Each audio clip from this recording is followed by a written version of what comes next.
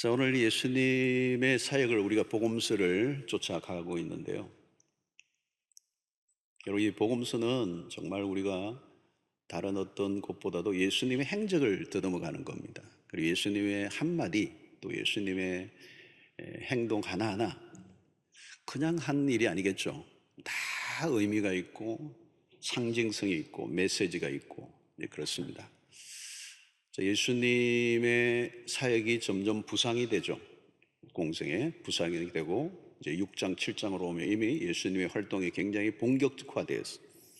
특별히 오병이어 사건으로 예수님의 그 행적이 모든 사람에게 다 알려졌습니다. 그리고 귀신 들린 자들을 쫓아내고 병든 자들을 낫게 하고, 여러분 한번 생각해 보십시오. 그 팔레스타인에 오늘같이 이렇게 메가 시티가 아닌데 그런 일들이 일어나면 센세이션이죠. 충격을 받게 되고 사람들이 몰려오게 되고, 특별히 이제 급기야 사람들이 예수님을 왕으로 삼으려고 하고 뭐 어마어마한 일이죠. 자, 이러면 반대편에서 무슨 일이 일어나냐면 적대적 환경, 예수님을 시기하고 또 예수님을 공격하는 이 사람들이 일어나죠. 특별히 바리새인들, 그 당시에 종교 제도권의 지도자들이 예수님을 이제 죽이려고 하는 이제 음모가 시작이 되는. 자, 오늘 또 이제 예수님의 사역의 확장이 일어나는데요. 그 확장이 어떻게 되느냐면 유대인에게서 이방인에게로 넘어가는 이제 장면이 오늘 장면입니다. 그래서 오늘 수르보니게 여인에 대한 얘기인데 잘 알려진 얘기입니다만은 이 사건은 굉장히 상징성이 있는 중요한 사건입니다. 자, 사건의 출발은 이렇죠. 귀신 들린 어린 딸을 둔 여인이 그 아이를 데리고 예수님을 찾아온 것입니다. 그리고 그 발 아래 엎드려서 살려달라고 이제 간절하게 매달리고 있습니다. 자, 근데 예수님의 반응이 좀 특이합니다. 27절 말씀이죠. 예수께서 이르시되 자녀로 먼저 배불리 먹게 할지니 자녀의 떡을 취하여 개들에게 던짐이 마땅하지 않다. 이 말은 거절입니다. 거절. 상당히 거친 표현이죠. 자녀에게 줄 떡을 개들에게 줄 수 없다, 이런 표현을 쓴 겁니다. 여인에게 개 취급한 거죠, 사실은. 여러분, 유대인들의 개는 부정한 동물입니다. 그리고 이방인을 가리켜서 개로 여겼습니다. 물론 여기서 개는 들개나 이런 개가 아니고 집에서 키우는 개지만 오늘날의 애완견하고는 좀 다릅니다. 그러나 이제 집에서 키우는 개, 그러니까 그렇게 좋은 표현이 아닙니다. 자, 여러분, 이 여인이 누구입니까? 26절을 보면 그 여자는 헬라인이고 수로보니게 족속이다. 우선 여기에서 첫 번째 여자예요. 여자는, 여러분, 여자와 아이는 그 당시 유대 사이에서는 굉장히 무시를 당한 그런 계층입니다. 그래서 오병이어 사건에도 카운트에 안 하죠, 그죠? 카운트에 넣지를 않았어요. 자, 근데 여기 이 여인은 어떤 여인입니까? 이방 여인입니다. 이방 여인.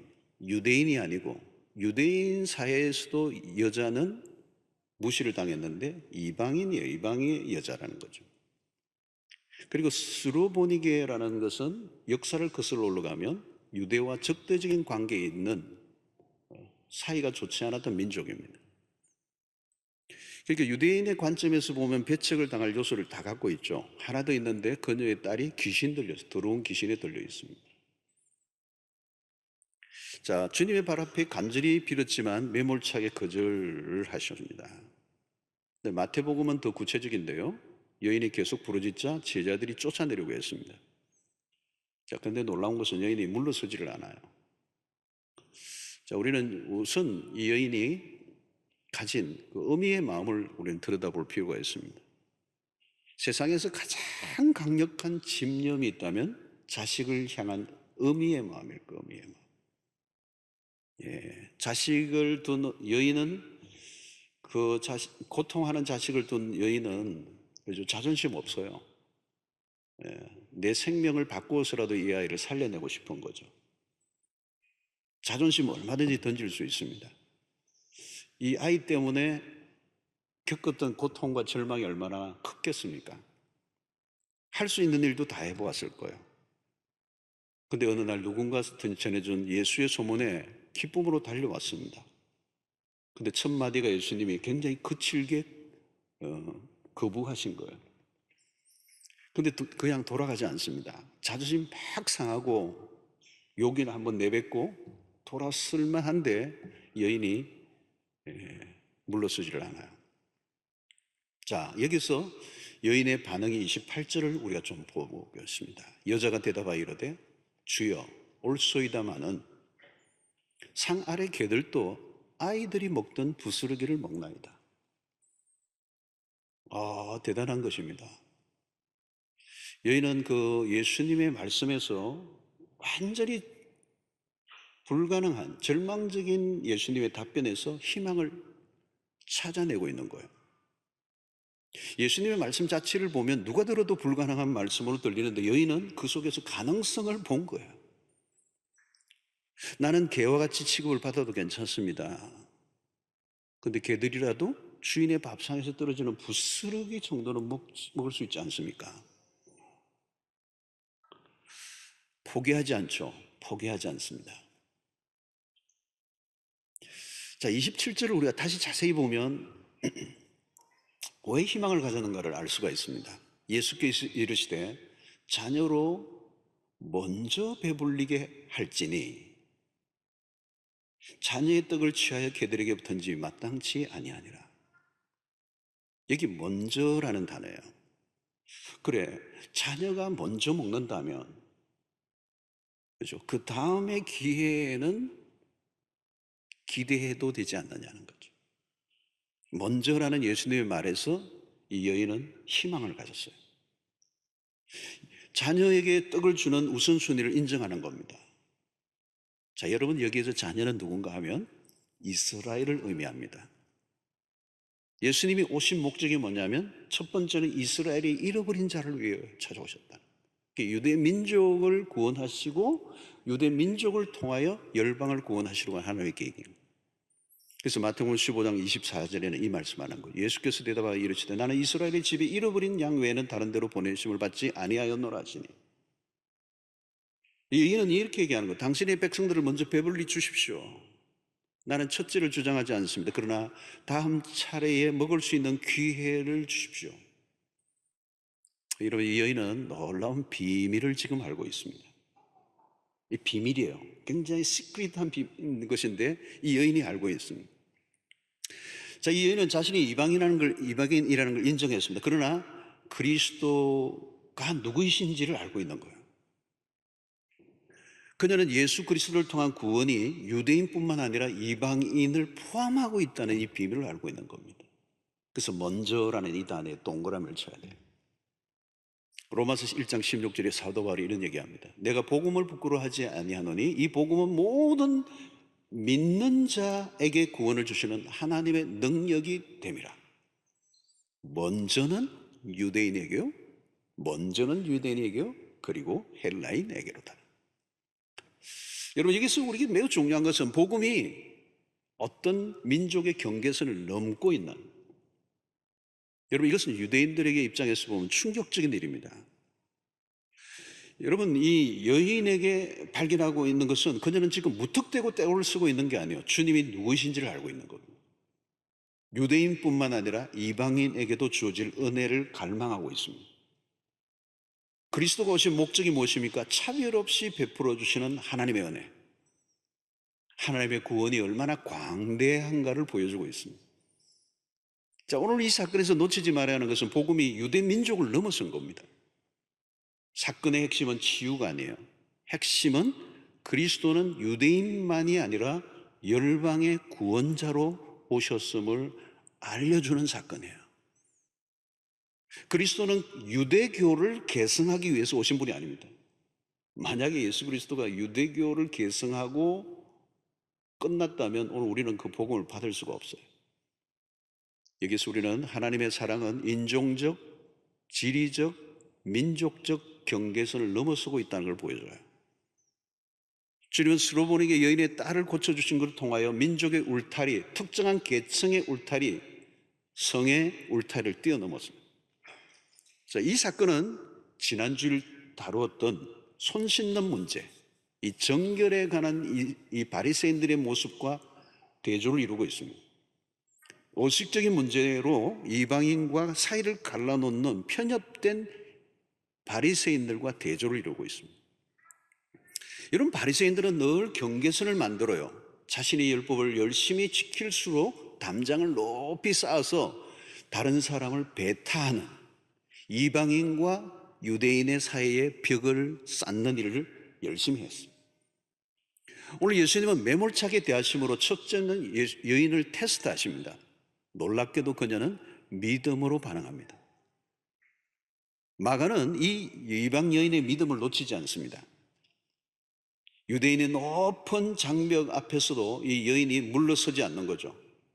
그리고 주님은 그녀의 믿음에 주목을 하셨습니다.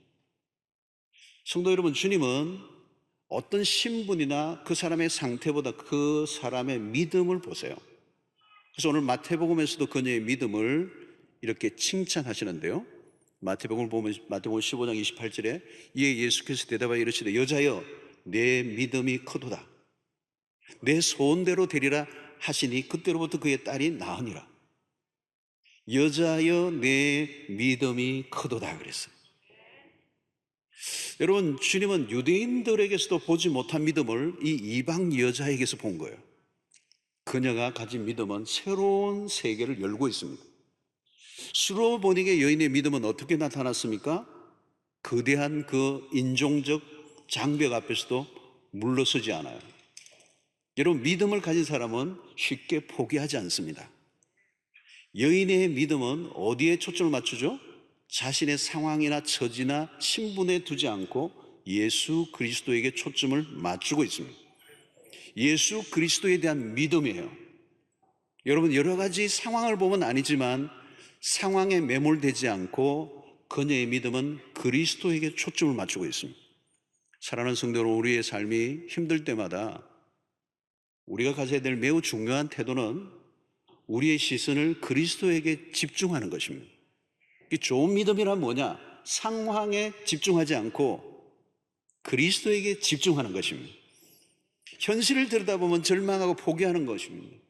수로보니게 여인은 도무지 자기 자신이 어떤 상황으로 봐도 구원을, 은혜를 입을 만한 위치가 아니에요. 그런데 그녀는 자신의 위치나 상황이나 인종적 울타리가 아니라 그리스도에게 집중합니다. 그러면서 그는 끝까지 그 그리스도를 놓치지 않으면서 부스러기라도 줬습니다. 그녀는 겸손합니다. 사랑하는 성도 여러분, 기적은 아무나 경험하는 게 아닙니다. 장애물을 통과해야 돼요. 여인에게도 장애물이 많았습니다. 이방 여인으로 믿음의 세계로 들어가는 것 험난합니다. 처음 예수님의 말씀에서 이미 느낄 수가 있었죠. 아직 이방인을 향한 복음의 문이 열려지지 않은 때에 이 여인이 믿음을 드러낸 것입니다. 스로보닉의 여인은 누구도 가보지 않은 길을 가고 있는 것이죠. 우리가 한국교회 초기에 그랬습니다. 예수를 믿는 사람이 아무도 없을 때 그 믿음의 길을 내딛는다는 것은 험난한 것입니다. 누군가 믿는 사람이 주변에 있는데 내가 믿는 건 쉬워요. 근데 아무도 믿지 않는데 내가 처음 믿음의 길을 선택할 때 그 어려운 것입니다. 오늘 스로보닉의 여인이 마찬가지입니다. 그럼에도 불구하고 그녀는 물러서지 않습니다. 포기하지 않게 하는 힘, 그게 어디서 나오는가? 믿음에서 나옵니다. 최악의 상황에서도 희망의 끈을 놓지 않았던 상황이 어려우면 어릴수록 더 믿음이 돋보이고 있습니다. 자, 오늘 이 여인에게 기적이 일어나죠. 29절 30절에 보니까 예수께서 이르시되 이 말을 하였으니 돌아가라, 귀신이 내 딸에게서 나갔느니라 하시매 여자가 집에 돌아가 본즉 아이가 침상에 누웠고 귀신이 나갔더라. 마침내 그녀의 간구를 들어주셨습니다. 이방 여인에게 하나님의 은혜가 임했습니다. 자, 오늘 이 본문의 사건을 통하여 성경이 이야기하려고 하는 것은 뭡니까? 여러분, 유대인들은요 민족주의가 강합니다. 그들은 하나님이 자기 민족 외에 다른 민족을 사랑한다는 것을 생각해 본 적도 없는 사람들입니다. 이방인을 어떻게 생각합니까? 저주받을 자로 생각했습니다.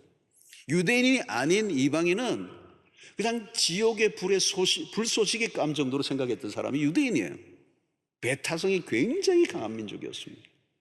거기에 바리새인들은 종교적 열심까지 해서 자기 의로 강력한 울타리를 쌓아놓고 경계선을 만들어 놓은 것이죠. 성도 여러분, 오늘 이방의 여인에게 하나님의 은혜가 임했다는 것은 이런 새로운 시대가 열렸다는 것을 우리에게 보여주고 있어요.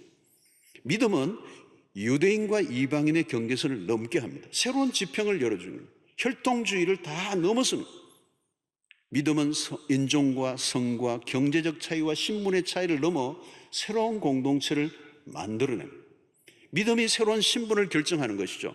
그래서 신앙의 세계 안으로 들어오면 모든 인간이 만들어놓던 장벽과 경계선과 그 구분했던 것이 다 없어져 버려요. 십자가는 모든 경계선을 허물어 버리시는 것이죠. 복음이 역사하는 것은 그런 것입니다. 여러분, 세상에 가보면 사람 사이에 다 층이 있습니다. 소위 클래스라는 게 있어요. 클래스.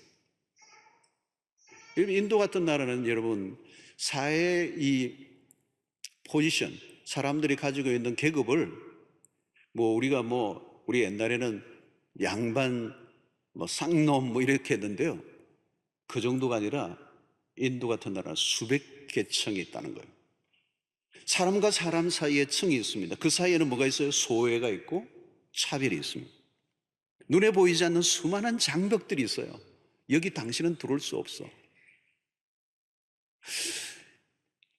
세상 안으로 들어가 보면 편견과 배제로 가득합니다. 층과 층 사이에는 거대한 간격이 있습니다. 다름을 특권으로 여깁니다.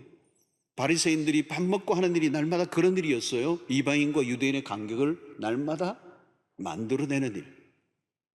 사도행전을 보면 오순절에 성령의 충만함을 경험했던 베드로였지만 이방인 고넬료 가정으로 가라고 하는 하나님의 말씀을 부정해요. 하나님이 고넬료 집으로 가라고 얘기하는데 환상을 보여주는데도 가지를 않아요. 이방인이 구원을 얻는다는 사실을 성령 충만한 베드로도 인정을 못하는 거예요. 이방인에게 구원의 역사가 일어난다, 이걸 받아들이지 못하는 것입니다. 복음은 한없이 광대한데 인간이 자기의 가지고 있는 관점으로 그것을 뛰어넘지를 못하는 것입니다. 사랑하는 성도 여러분, 그리스도가 세상에 오신 목적을 우리는 온전히 이해해야 합니다. 사람들은 벽을 쌓고 계층을 만들고 아군과 적군을 만들고 각종 편견과 경계선의 바깥의 사람들을 배제합니다. 그런데 오늘 본문에서 우리 주님은 스로보니게 여인을 품고 받아주며 은혜를 베풉니다. 배제하는 세상 가운데 포용하시는 주님의 모습을 보여줘요. 사랑하는 성도 여러분, 이 경계선을 넘는 일은 매우 어려운 일입니다. 여러분, 남자와 여자라는 이 성의 차이, 우리 한국에도 기독교가 들어온 지 벌써 130여 년 됐지만 여러분, 기독교가 들어오기 전에 한국 사회의 남자와 여자의 성의 차이는 엄청난 것이에요. 엄청난. 지금도 호남의 어느 교회는 옛날에 그게 기념으로 그대로 있어요. 남자와 여자가 따로였어요. 같이 못 앉게 있었어요. 들어올 때도 벌써 다르게 앉았어요. 여기 중간에 담이 하나 있고 목사님은 중간에 여기 서 있고 설교를 하는 거예요. 서로를 못 보게 했습니다. 구별을 시켜버렸어요. 이 차별은 상처를 만들어낸 거죠. 인종 간의 경계선이 얼마나 높습니까? 백인과 흑인 간의 인종적 갈등은 미국 사회가 풀지 못해요. 교회도 못 풀고 있어요. 교회도 그 벽을 못 넘는 거예요. 백인 교회가 있고요, 흑인 교회가 있어요. 참 슬픈 얘기는요, 어떤 흑인들은 이런 얘기예요. 예수를 믿는 백인 신자보다 무슬림 흑인과 더 친밀함을 느낀대요. 무엇을 의미하는 것이죠, 여러분? 인종의 장벽이 그렇게 높다는 거예요.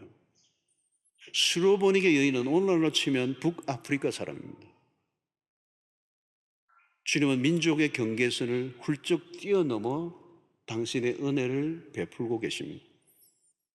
주님은 새롭게 규정하는 기준이 딱 하나밖에 없습니다. 믿음으로. 주님은 믿음을 보십니다. 그가 어느 민족의 사람인가 따지지 않습니다. 지금 그 선을 넘고 있는 것이죠. 유대인의 거대한 유대인만의 그 장벽을 뛰어넘고 계세요.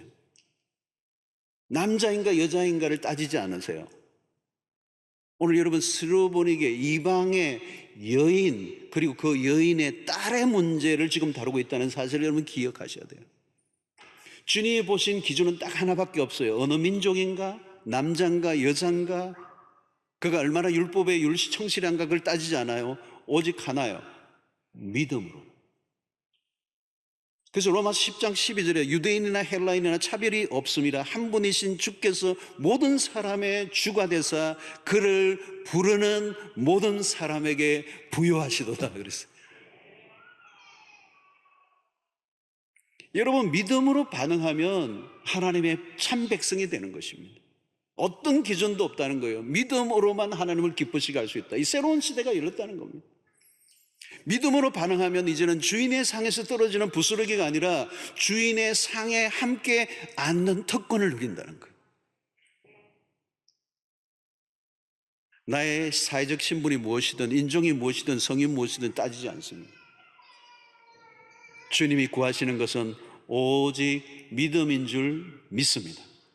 그게 복음이에요. 복음은 너무도 광대하게 역사하는 것입니다. 하나님의 사랑의 품은 너무 넓습니다. 스로보니게 여인은 아직 그리스도에 대해서 다 알지 못하지만 그녀의 믿음으로 충분히 하나님의 은혜를 누릴 수 있다는 거예요. 이제 여러분, 그렇다면 오늘 우리도 복음의 렌즈로 사람들을 대해야 돼요.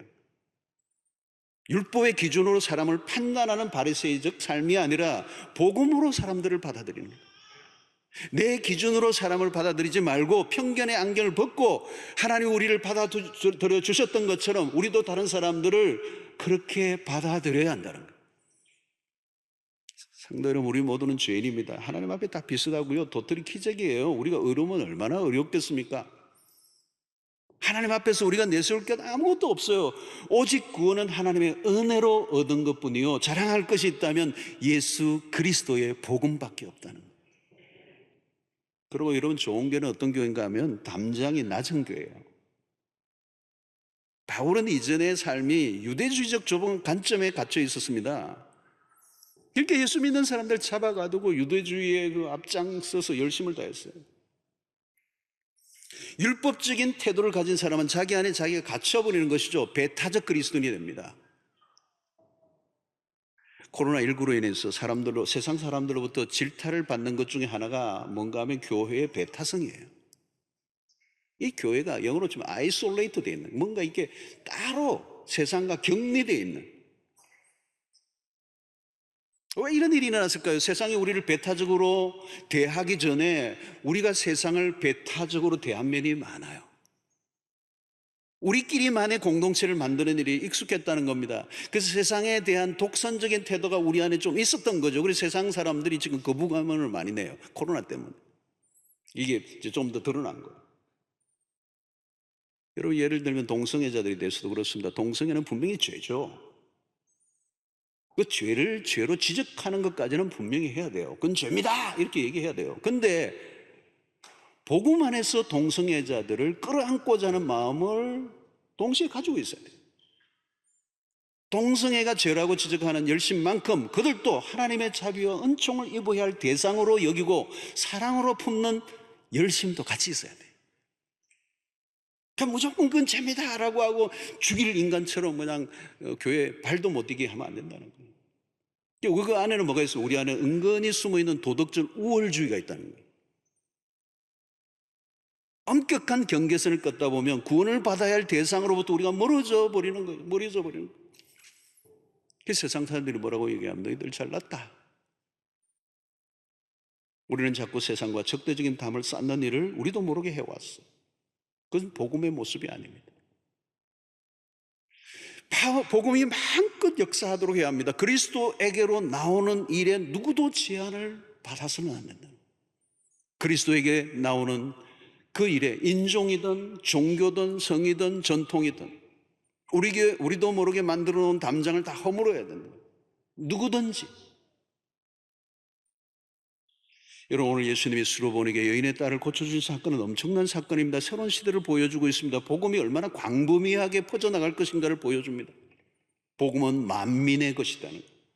개인적인 구원으로 만족해서 안 됩니다. 폐쇄적 공동체를 만들어서는 안 됩니다. 하나님의 구원은 우주적입니다. 하나님은 모든 민족이 구원받기를 원하십니다. 그래서 여러분 보십시오. 기독교가 세계 종교들이 있잖아요. 여러 종교들이 있는데 분포들을 보면요, 모든 대륙, 모든 나라들 골고루 가장 많이 보편적으로 퍼져 있어요. 이 복음이 어떤 한 민족에만 이렇게 있는, 어떤 한 아시아권에만 있는 종교가 아니에요. 어떤 중동의 일부에만 있는 종교가 아니라 기독교가 모든 민족 가운데, 이것은 하나님의 의도예요. 모든 민족이 주께로 돌아오는. 그러려고 하면 여러분, 우리가 교회 안에서도 마찬가지예요. 복음 안에서 우리는 기준을 가지고 관점으로 그 복음으로 바라보는 그 앵글을 넓혀야 되는 것입니다. 하나님의 구원은 온 땅을 향하고 있습니다. 하나님은 한 영혼이라도 주께 나와 구원을 얻기를 원하시는 거예요. 그래서 우리 안에 있는 배타성을 없애는 작. 여러분, 세상 안에서 사람들과 잘 어울리는 편입니까? 아니면 고립되어 있습니까? 만약 고립되어 있다면 나도 모르게 담장을 쌓고 있을 가능성이 높아요. 우리가 세상에 존재할 목적을 놓치고 있는 것입니다. 홀로 의인의식에 빠져 고고하게 지낸다면 그것은 주님의 의도가 아닙니다. 한없이 부끄럽고 연약한 우리를, 죄인된 나를 구원하신 그 하나님의 한없이 넓고 크신 은혜를 나만이 아니라 다른 사람들도 누리게 해야 될 줄로 믿습니다. 오늘 우리 안에 어떤 편견이 있다면 여러분들 다 깨야 되고요. 복음보다 더 강조하는 게 있다면 다 깨야 돼요. 복음보다 더 귀중하게 여기고 강조하는 것이 있다면 내려놓아야 합니다. 오늘 복음이 필요하지 않는 사람은 한 사람도 없습니다. 우리 아버지 하나님의 마음은 넓고 넓습니다. 그런데 오늘 우리가 예수를 믿다 보면 우리도 모르게 자꾸 생각이 좁아지고 마음이 좁아지고 우리의 시야가 좁아지고 편견이 만들어지고, 뭔가 사람들을 바라볼 때도 우리는 층을 만들고 경계선을 만들고 담장을 높이 세우고 사람들과 자꾸 격리되어 우리 스스로 폐쇄적인 공동체가 되어 우리에게 주신 이 복음이 얼마나 넓고 광대한가를 표현하지 못할 때가 많습니다. 사랑하는 성도 여러분, 오늘 이 말씀을 통하여 우리의 시야가, 우리의 렌즈가 복음의 렌즈로 바뀌어져서 어떤 사람도 편견 없이 바라보고 예수 십자가의 복음이 그들에게 전해져서 구원 얻는 역사가 온 땅 가운데 충만하게 일어나는 일에 쓰임받게 되기를 주의 이름으로 축원합니다. 기도하겠습니다. 하나님 아버지, 오늘도 우리에게 주신 말씀을 통하여 복음의 광대함을 다시 한번 느낍니다. 주님이 얼마나 편견 없이 이방 한 여인을 향하여 사랑과 자비를 베풀어 주시고 구원의 역사가 일어났던 것처럼 하나님, 우리의 삶을 통해서도 그런 역사가 일어나게 하여 주시옵소서. 예수님의 이름으로 기도하옵나이다. 아멘.